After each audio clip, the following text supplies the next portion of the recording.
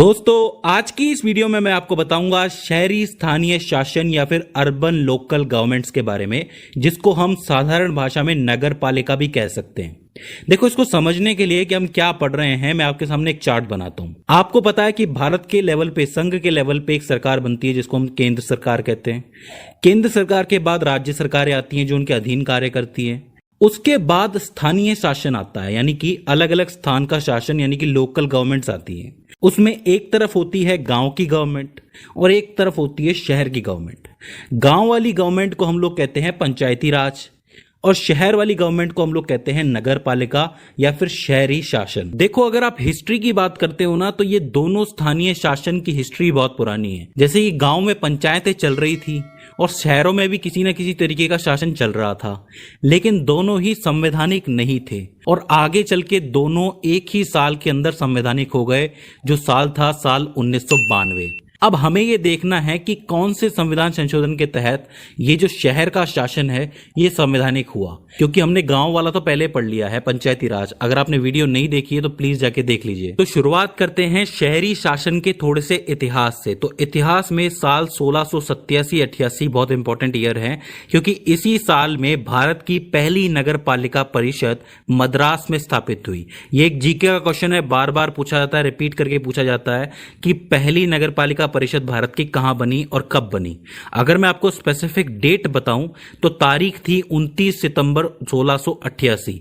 इस दिन स्थापना हुई थी पहली नगर पालिका परिषद की। इसके बाद 1726 में बंबई और कलकत्ता में नगर पालिका परिषद की स्थापना हुई और फिर आया साल 1882, जहां पे लॉर्ड रिपन ने एक संकल्प पारित किया जिसका मकसद था कि भारत में ज्यादा से ज्यादा नगर पालिकाओं को स्थापित करना। इस संकल्प को स्थानीय शासन का मैग्ना कार्टा कह के बुलाया गया। आपको पता है मैग्ना कार्टा किसे कहते हैं? भारतीय संविधान के तीसरे भाग को, मौलिक अधिकार को मैग्ना कार्टा कहा जाता है, लेकिन यहाँ पे स्थानीय स्वशासन के इस संकल्प को मैग्ना कार्टा कहा गया। और फिर इस संकल्प से भारत में 1882 से लेकर 1947 तक बहुत सा विकास हुआ, क्योंकि इस शासन ने कई तरीके के विकास कार्य पूरे किए और यही कारण है कि लॉर्ड रिपन को भारतीय स्वशासन का पिता भी कहा जाता है। तो ये है इसका इतिहास। अब बात करते हैं कि इस शहरी स्थानीय शासन का संवैधानिकरण कैसे हुआ, मतलब इसको कॉन्स्टिट्यूशनल कैसे बनाया गया।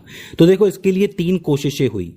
पहला था अगस्त 1989, जहां पे राजीव गांधी की सरकार चल रही थी। वहां उन्होंने 65वां संविधान संशोधन पेश किया, एक विधेयक पेश किया जिसको नगर पालिका विधेयक भी कहते हैं। ये जो विधेयक था ये नगर पालिका की संवैधानिक स्थिति पर विचार करने के लिए था, लेकिन इसे लोकसभा में तो पास कर दिया गया, लेकिन राज्यसभा में अक्टूबर 1989 में यह विधेयक निरस्त हो गया। इसके बाद दूसरी कोशिश सितंबर 1990 वीपी सिंह की राष्ट्रीय मोर्चा सरकार ने की। इन्होंने फिर से इस नगर पालिका विधेयक को संशोधित के सामने लेके आए। ये लोकसभा विघटित होने की वजह से ये विधेयक वापस निरस्त हो गया।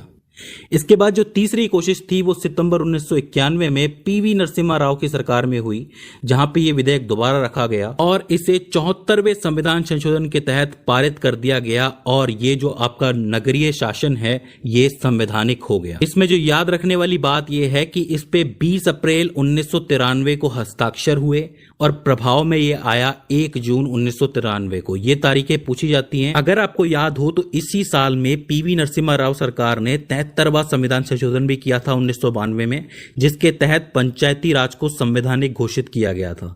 तो 73 में पंचायती राज और 74 में शहरी विकास या फिर शहरी शासन। अब इसके बाद बात करते हैं कि 74वां संविधान संशोधन 1992 था क्या। देखो, इस संविधान संशोधन के तहत संविधान में एक नया भाग 9क या फिर 9A जोड़ा गया, जहां पे अनुच्छेद 243 में इसे जगह मिली। 243 में 243P से लेके 243ZG तक जितने भी अनुच्छेद हैं वो सब आपको नगर पालिका या फिर शहरी शासन के बारे में बताते हैं। देखो, ये इस तरीके से है कि 243P, Q, R, S, T, U, V इस तरीके से Z तक जाएगा और फिर Z के अंदर भी ZA, ZB, ZC से लेके ZG तक जाएगा। तो ये सारे अनुच्छेद आपको शहरी शासन या फिर नगर पालिका के बारे में सारी जानकारी देते हैं। और इसी संविधान संशोधन के तहत संविधान में 12वीं अनुसूची भी जोड़ी गई थी। इसके अंदर लोग बहुत कंफ्यूज होते हैं। 73वें संविधान संशोधन यानी कि पंचायती राज के संवैधानिकरण के टाइम पे 11वीं अनुसूची जोड़ी गई थी और यहाँ पे 12वीं अनुसूची जोड़ी गई थी। थी, इस अनुसूची के अंदर 18 विषय रखे गए थे जो सब के सब नगर पालिका से रिलेटेड थे। मतलब नगर पालिका इन विषयों पर विधि बनाती है, कानून बनाती है। अब देखो 243 आर यानी कि अनुच्छेद 243 आर, इसके तहत बताई गई है नगर पालिकाओं की संरचना। अब नगर पालिकाओं की संरचना 3 तरीके से आप देख सकते हो, मतलब 3 पार्ट्स होते हैं इसके। एक नगर पंचायत, एक नगर परिषद और एक नगर निगम। नगर पंचायत वहां होती है, उन क्षेत्रों में होती है जो क्षेत्र परिवर्तित क्षेत्र होते हैं, यानी कि ऐसे गांव होते हैं जो शहरों की तरह परिवर्तित हो रहे हैं।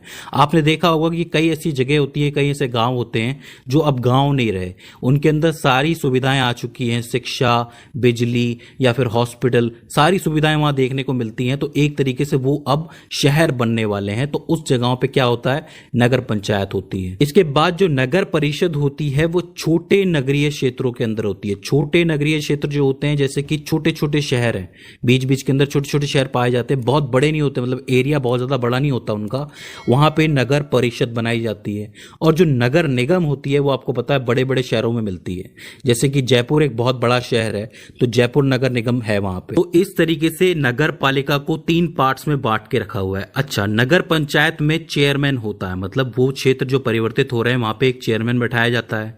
जो नगर परिषद होते हैं वहां पे अध्यक्ष बैठता है, और जो नगर निगम होते हैं वहां पे मेयर बैठते हैं। आपने देखा होगा कि मेयर के चुनाव हो रहे हैं या अध्यक्ष के चुनाव हो रहे हैं या चेयरमैन के चुनाव हो रहे हैं, तो उसके जो रिजल्ट्स हैं वो अलग अलग शहरों के हिसाब से आते हैं। तो ये अनुच्छेद 243 आर आपको याद रखना है। इसके बाद चलिए 243 जेड ए के ऊपर, मतलब 243 का जो जेड है उसका भी जो ए पार्ट है, वहां पे बताया गया है नगर पालिकाओं का निर्वाचन या फिर नगर पालिकाओं का चुनाव। नगर पालिका के जो सदस्य होते हैं उनका चुनाव प्रत्यक्ष रूप से जनता द्वारा किया जाता है, मतलब जनता जाकर के वोट देती है कि नगर पालिका में कौन बैठेगा और कौन नहीं बैठेगा। इसके लिए होता यह है कि जो शहर होता है उसको कई वार्ड्स में बांट दिया जाता है। आपने देखा होगा कि पार्षद के चुनाव हो रहे हैं, तो वो पार्षद क्या है, वो वार्ड मेंबर्स हैं, और ये जो वार्ड मेंबर्स होते हैं ये सारे के सारे सदस्य होते हैं और ये मिलके पूरी नगर पालिका को तैयार करते हैं। तो एक वार्ड में जितने लोग होंगे, उनके एरिया से जितने भी लोग खड़े होते हैं, उनमें से किसी एक को जनता वहां से जिताती है और नगर पालिका का सदस्य बनाती है। लेकिन इन सदस्यों का जो अध्यक्ष बनता है, इसका जो चुनाव है वो प्रत्यक्ष भी हो सकता है और अप्रत्यक्ष भी हो सकता है। कहने का मतलब यह है कि उसको जनता भी चुन सकती है या फिर उसको राज्य विधानमंडल भी चुन सकता है। एक्चुअली होता क्या है कि अलग अलग राज्यों में जो अलग अलग राज्य विधानमंडल है वो अपनी अपनी नगर पालिकाओं के लिए अलग अलग रूल्स बना सकता है कि इसका अध्यक्ष राज्य विधानमंडल द्वारा चुना जाएगा या फिर जनता इसको चुनेगी। तो ये सब राज्यों पे डिपेंड करता है। इसके अलावा एक जरूरी बात यह है कि इसके चुनाव के अंदर संसद और विधानमंडल के सदस्य भी शामिल हो सकते हैं। कौन सा विधानमंडल? उस राज्य का विधानमंडल, ठीक है। तो संसद और विधानमंडल वाले सदस्य का पार्ट भी इंपॉर्टेंट है, इससे क्वेश्चंस बनते हैं। तो ये है अनुच्छेद 243 जेड ए। इसके बाद थोड़ा ऊपर आइए 243 टी के अंदर, मतलब पी क्यू आर एस के बाद जो टी आता है 243 टी, उसमें बताया गया है नगर पालिकाओं की सीटों का आरक्षण, मतलब किस किस को सीटें आरक्षित की गई है। तो देखो यहाँ पे 3 चीजें हैं।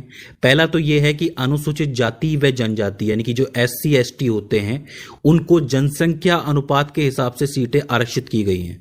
मतलब किसी राज्य में SC और ST की क्या जनसंख्या है और टोटल राज्य की क्या जनसंख्या है, उनका अनुपात निकाल के उनको सीटें आरक्षित की जाती हैं। तो पहली चीज तो ये हो जाती है। इसके बाद महिलाओं की बात आती है।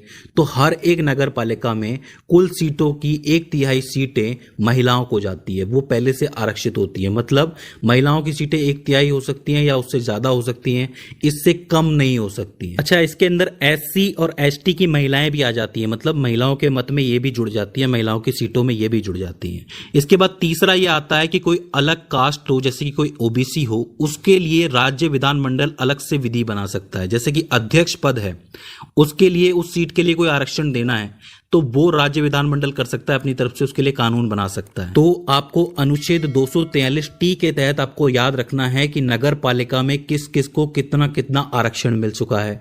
इसके बाद बात करते हैं कार्यकाल की। जो कार्यकाल है वो कौन सा है आपका? 243 यू यानी कि नगर पालिकाओं का कार्यकाल इत्यादि। कार्यकाल हमें पता है कि 5 वर्ष का होता है। नगर पालिका में किसी भी सदस्य का कार्यकाल 5 वर्ष का होता है, लेकिन ये 5 वर्ष से पहले विघटित हो सकते हैं।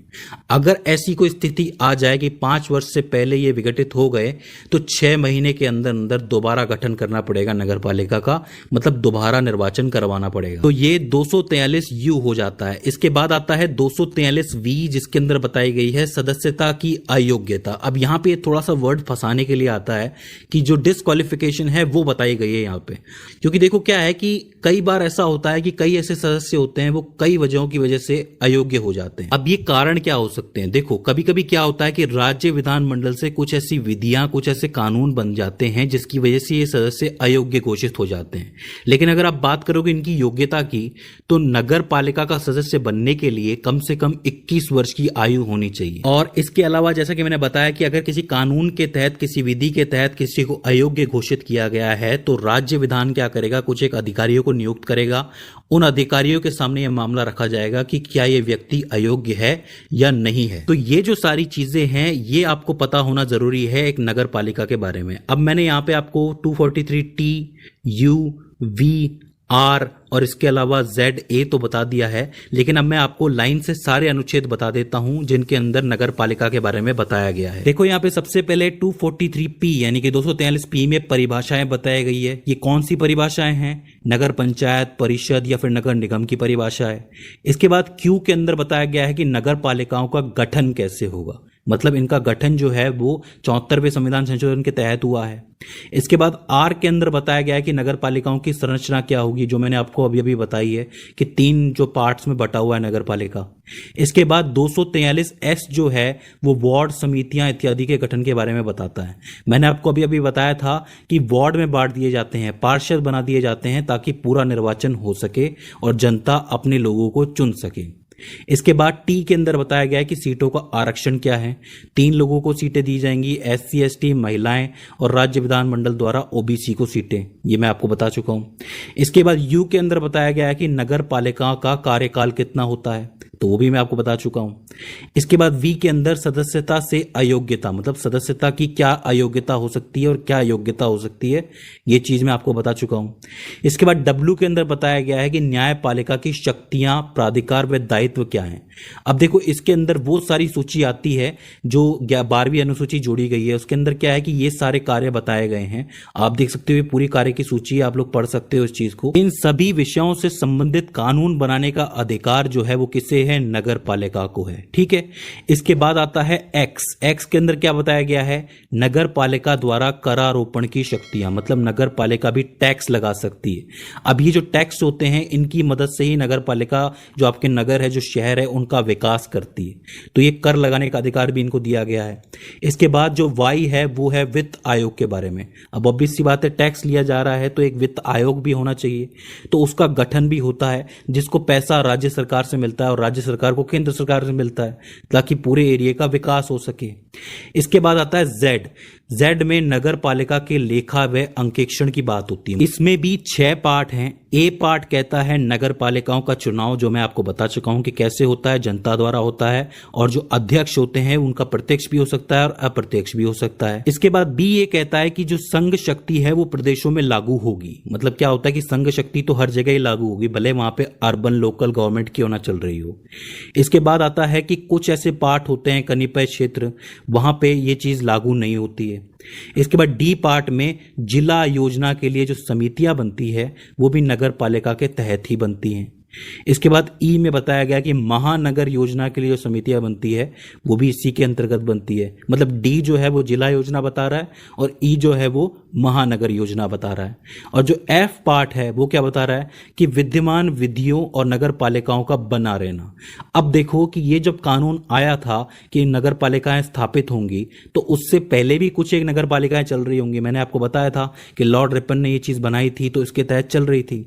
तो ये जो नगर पालिकाएं हैं इनका सिस्टम इन्होंने चलने दिया। इन्होंने ये कहा कि कुछ समय तक तो आपका ये सिस्टम चलने दो, इसके बाद जो हमने जो सिस्टम बनाया है वो आप अपना लेना। मतलब उन्होंने पहले से चलती हुई आ रही नगर पालिकाओं को तुरंत भंग नहीं कर दिया, उन्होंने उसको बने रहने दिया कुछ वक्त तक। इसके बाद फाइनल पार्ट आता है यानी कि G पार्ट, वो ये कहता है कि जो भी निर्वाचन संबंधी मामले होते हैं नगर पालिका के, उसमें न्यायालय हस्तक्षेप नहीं कर सकता है। मतलब ये जो मामले हैं वो राज्य विधानमंडल देखता है या फिर नगर पालिका स्वयं देखती है। देखती है, इसमें न्यायालय का हस्तक्षेप नहीं होता। तो दोस्तों ये हो जाती है नगर पालिका या फिर शहरी शासन। इसके अंदर जो मेन इंपॉर्टेंट चीज है वो अगर आपने ये सारे अनुच्छेद याद कर लिए तो इनके तहत आपको एक एक करके चीजें याद हो जाएंगी।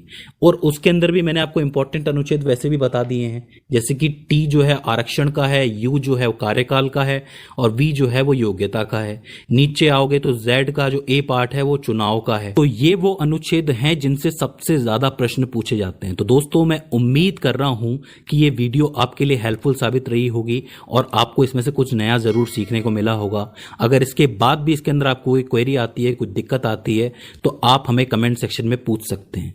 तो दोस्तों आज की इस वीडियो के अंदर बस इतना ही।